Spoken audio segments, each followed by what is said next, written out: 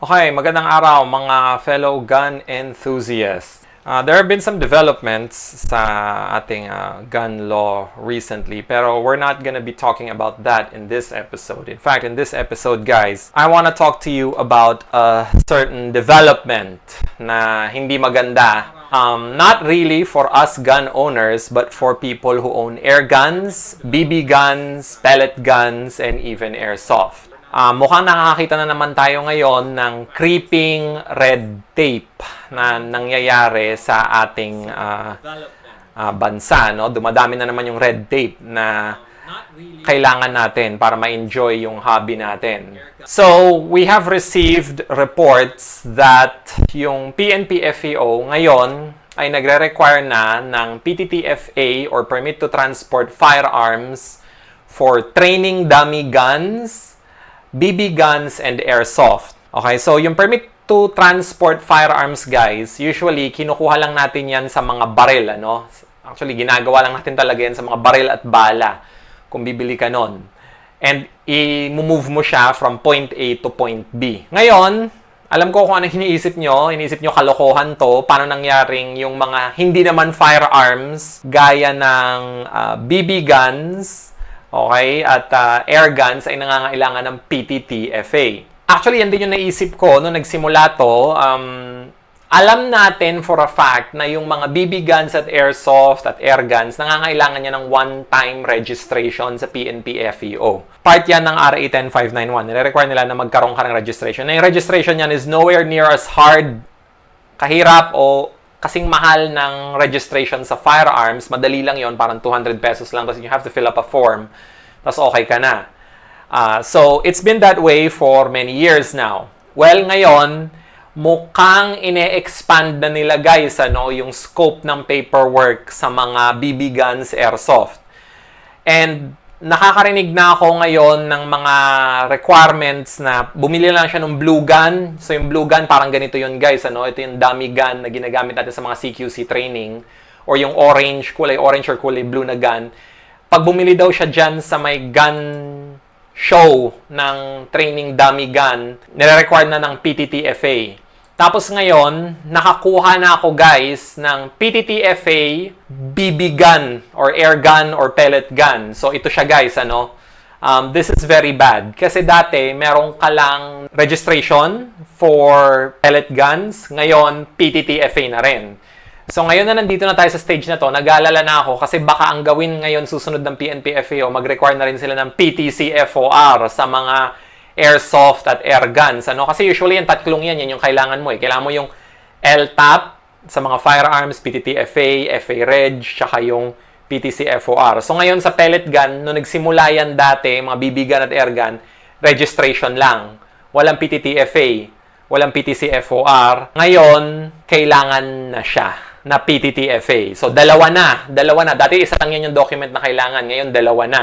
Dinadamihan na nila yung red tape for pellet guns at BB guns. And kitang-kita natin, guys, dito sa example na to, na totoo talaga siya. Hindi na siya joke or chismis lang. And the problem kasi with this one, especially dito sa rifle na to, this rifle is really just, guys, ano lang to, spring-loaded BB gun lang to, itong nakikita natin sa example na to, and if you look at the example, siya, yung Crossman air rifle. So, malaking issue to kasi I think na ginagawa to ng PNP-FEO sa mga gun shows pa lang. Hindi ko pa alam kung nire-require nila to from gun stores. Kasi ito, issue talaga to in a sense na mahirap kasing kumuha ng PTTFA, guys, kung wala ka sa gun show. Alright? So, ngayon, na-discuss na natin to, you're going to ask, ano ba yung requirement ng batas natin? Sa batas natin kasi, guys, under RA 10591, and if you look at these definitions over here, I'm gonna put them on the screen, clearly, yung PTTFA or Permit to Transport Firearms ay kailangan lang natin for firearms. Hindi siya Permit to Transport BB guns or Permit to Transport air guns, okay, PTTAG o PTTBB. So, kalokohan, I think, itong itong bagong requirement na to na kailangan mo na ng PTTFA for BB guns. Now, I just want to make it clear that lahat tayo sumusunod sa batas. So, kailangan nating sundin to guys pag ginagawa to ng PNP-FEO. We have to follow the law. We have to get the PTTFA nowadays. Kasi ito yung require nila sa batas. Pero, yun nga guys, we have to ask the question, saang part ba ng batas ang sinasabing kailangan ng PTTFA ng BB guns? Okay? Kasi ang PTTFA guys, lumalabas talaga ngayon. And really, let's be honest here, let's be honest here that it really always has been a movement tax for firearms and ammo. What it really is, it's a tax. It's the PNP-FEO's way of taxing yung movement ng mga firearms. Not even the acquisition, just the acquisition. Meron ng PTTFA for that pag tinransport mo siya papunta sa bahay mo. Ngayon, parang lumalabas talaga ngayon na dinadamihan na nila yung paperwork even for pellet guns. The way I see it, guys, if you're going to extrapolate this doon sa scope ng law, ang ginagawa talaga ng PNP-FEO dito is lahat ng imitation firearms, which is, I'm showing here dito sa natin, sa video na to, imitation firearms, lahat ng imitation firearms, gusto na nilang i-PTTFA. So, imitation firearms, guys, ito yung mga firearms na mukhang barel, na hindi naman talaga barel, pwedeng laruan lang siya, pero pwedeng gamitin sa crime. Kaya siya naging scope ng laws under imitation firearms. Kasi for sure, guys, nakakita na rin tayo ng mga incidents na ginagamit pellet gun para mang-hold up. Pero I think that covering it with the PTTFA is not going to reduce crimes using pellet guns or BB guns whatsoever. Because the criminals don't care about that. So, ayan, ito na tayo ngayon. Now, with regards to the PTTFA, guys, it's important na pag-usapan din natin to. Ano ba yung mga different kinds ng PTTFA natin? The first kind ng PTTFA natin, or ito yung tatlong different kinds ng PTTFA na may encounter mo kung ikaw ay isang normal na gun owner. The first PTTFA that you will find is the kind that you get when you purchase a new firearm. When you get a new firearm, mag-a-apply ka ng PTTFA para i-transport yung firearm from PNP-FEO bodega papunta sa bahay mo. Or PNP-FEO bodega papunta sa gun store, then papunta sa bahay mo. Okay? Kasi lalo na kung nasa probinsya ka, hindi naman realistic na papadala yung firearm mula PNP-FEO sa Camp Crame to your house. Now, you only need to get one of these pag kukuha ka ng firearm sa gun store. Pag brand new yung firearm, And ito, valid to for multiple days. Ito yung unang kind ng PTTFA. Pero unfortunately, guys, itong PTTFA na to, null and void to pag COMELEC gun ban. Pag may election gun ban kasi tayo, guys, hindi mo pwedeng iuwi yung firearm mo from gun store. Kailangan mo hintayin na matapos yung COMELEC gun ban para maiuwi mo yung firearm mo from gun store papunta sa bahay mo. And the problem with this, guys, is kailangan mong kumuha ng COMELEC Certificate of Exemption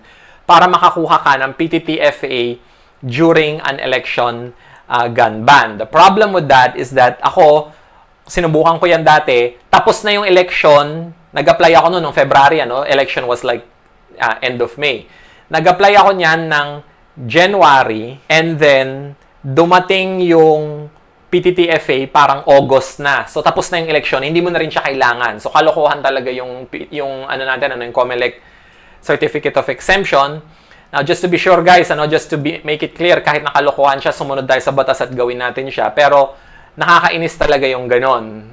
Kasi, napaka-unfair sa atin na nagbayad ka ng pera for quality services na yung paperwork when hindi mo na siya kailangan. So, anyway, yan yung unang kind ng PTTFA.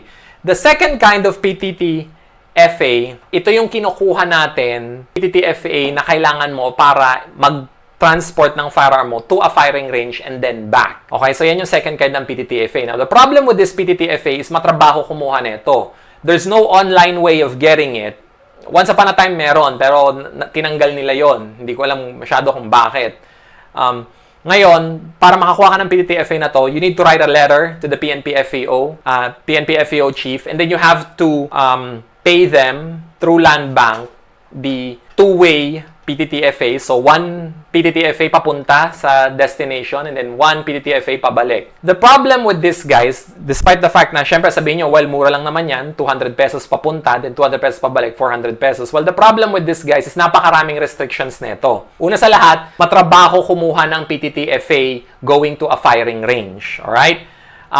It can take up to as long as 39 days from my experience to get one. Tapos, hindi ka nila papayagan na kumuha ng PTTFA if you have any firearms that offend their sensibilities. So, for example, 5.56, bawal ngayon mag-transport ng 5.56 rifles from your house to a firing range. They don't allow you to practice with that. So pag kukuha ka ng PTTFA from your house to a 5.56, they will ban that outright. Hindi nila i-award sa'yo yung PTTFA. Even if you pay for it, gaya nung nangyari sa case ko, na binayaran ko siya, wala ako nakuhang PTTFA kasi ayaw nila ng may 5.56. Again, this is one of those PTTFAs na null and void pag COMELEC gun ban and all the drawbacks that come with that. So annoying. We'll probably talk about this in a longer video. So the third kind of PTTFA na makukuha natin is the one that you get during a gun show. Sa lahat ng PTTFAs, ito yung pinakamadali because there's already a template existing during a gun show. They just put your name in it and then you pay them,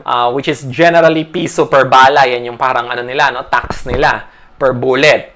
And then, you can go home with it. This is what I'm talking about dito sa mga BB guns and pellet guns. Pag bumili ka ng BB gun or pellet gun sa gun show, you are required to pay off this PTTFA requirement. It's only valid for 1 day. Yung PTTFA, guys, by the way pala, pag magta-transport ka from bahay mo to a firing range, that's always valid for only 1 day.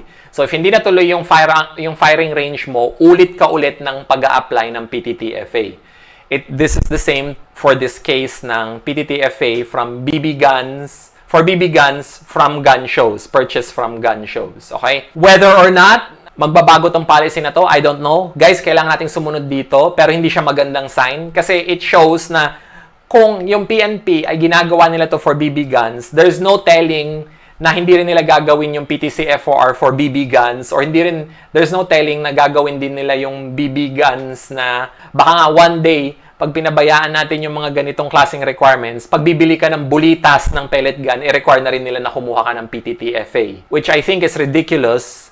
Pero nandun na tayo, hindi pa naman nangyayari yon. I'm not saying na mangyayari yon, pero it's definitely possible given tong trend natin na nagdadagdag sila na nagdadagdag ng red tape sa mga firearms natin. So, hindi talaga to maganda, guys. So, tell me what you think about this sa comments down below. And yes, this really doesn't concern you that much if you're a firearm owner. This concerns you more if you're an air gun or BB gun or airsoft gun owner. But here you go, guys. Dinadadamay na kayo na nadadamay dito sa mga red tape na to. Ang question ko kasi dito, guys, talaga na malaki is, how does this make us safer? How does requiring a PTTFA for BB guns and pellet guns and airsoft guns make this country safer? It doesn't. At wala siya talaga sa RA 10591 or the 2018 IRR na kailangan mo ng PTTFA for BB guns and air guns. Okay? Wala talaga. Nakalagay lang doon, kailangan mo ng registration for these items, not the PTTFA for it. I think that this is a problematic slippery slope. Kasi in the future, sabi ko nga, baka nga i-require na nila yung PTCFOR, ano? So, kalokohan na yon. And pati yung dummy guns, yung training dummy guns, guys, na ginagamit sa mga CQC training, yung kulay blue or yung kulay orange, nire-require na rin nila ng PTTFA para doon. How is that even sensible? You know, I don't even know kung bakit kailangan yon. I think that the PNP FEO is testing the waters to see how far they can get away with this sa mga airsoft community. And I really don't like speculating like that kasi sa totoo lang, the PNP is an organization that keeps us safe. Pero ang nakikita ko talaga dito, nagdadagdag ng red tape itong si PNP FEO. Hindi ko alam kung ano yung dahilan, guys, ano. Siguro comment nyo na lang down below kung ano ba talaga yung dahilan kung ba't sila nagdadagdag ng mga babayarin at red tape dito sa mga bagay na to. I hope we can really stop this kasi I find na hindi talaga tama to kasi kung ganyan yung gagawin ng PNP FEO, lahat na lang ng imitation firearms, pati mga water gun, baka lagyan na nila ng PTTFA, ano? Ayokong dumating tayo sa point na one day kailangan mo ng PTCFOR for airsoft guns para sa mga naglalaro ng airsoft. I think that all of this is more needless red tape. Lalong-lalo na dun sa mga dummy guns at BB guns, Diyos ko naman, di ba? And I'm really wondering, guys, kung nasaan ang ARTA in all of this, yung Anti-Red Tape Authority. I don't understand kung bakit dumadami yung red tape natin sa mga firearms natin, pero parang wala silang ginagawa. They're nowhere to be found. Despite the fact na yung mga posters nila ay makikita mo nakapaskil sa PNP FEO kahit saan. Pero parang wala sila, hindi sila nag-i-exist pag gun owners yung dinadagdagan ng regulations. Really disappointing. If you look at it, guys, sa totoo lang, dahil dumadaming red tape natin, and sa totoo lang, hindi ko maintindihan kung bakit ang hirap ng proseso natin talaga sa PNP FEO.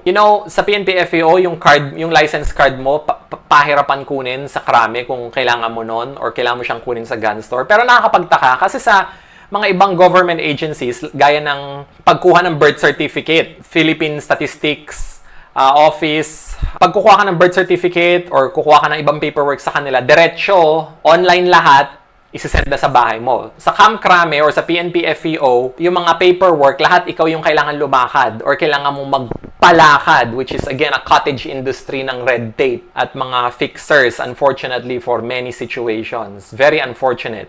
So bakit gano'n, ano? Bakit sa mga ibang government offices pwede maayos yung serbisyo, mabilis at maayos, pero sa PNP FEO, dagdag ng red tape, tas pahirapan palakarin. Can you imagine yung frustration ko nung nilakad ko yung PTTFA ko, firearms, pupunta lang ako sa Arms Corps Marikina, tapos 39 days bago nakuha. Tapos yung huli kong in-apply, hindi na nakuha, pero binayaran ko, hindi na nila in-award. It's really frustrating. So anyway, guys, I don't wanna keep talking about this frustration for too long. I've already gone long enough. So, maraming salamat sa panonood. Let me know what you think about it sa comments below. I'm really sorry na nadadamay dito yung mga airsoft community natin, guys, ano? Pero I think that the PNP FAO is really adding more and more red tape and it is quite frustrating talaga kung bakit ganito na yung sistema natin. Dapat ang red tape natin, guys, so yung mga requirements, pabawas ng pabawas over time, hindi padami ng padami. Tapos pati mga non-firearms, dinadamay na natin sa mga requirements ng firearms. I just really hope this changes. So PNP FAO, if you are watching this, sana naman baguhin nyo to kasi